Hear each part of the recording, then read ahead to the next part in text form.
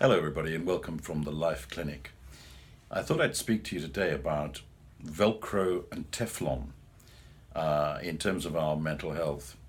I sometimes find when I'm talking to people that they often say that bad things that happen to them on a daily basis, things that happen to all of us, are the things that stick with them, and they find it very difficult to forget a bad experience. It's almost as though the bad experiences stick to us like Velcro. And yet when something good happens, somebody is kind or somebody smiles at you or does something really nice, those good things slip away as if they're on Teflon. And I've often wondered, why is that? Why is it that good things stick and bad stuff sticks and good stuff slips away?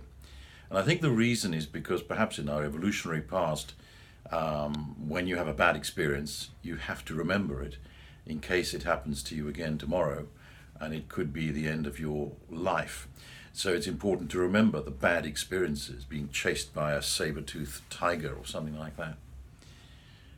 So how do we reverse this and find ways to remember the good things and allow them to stick and let the bad stuff that happens just slip away like Teflon?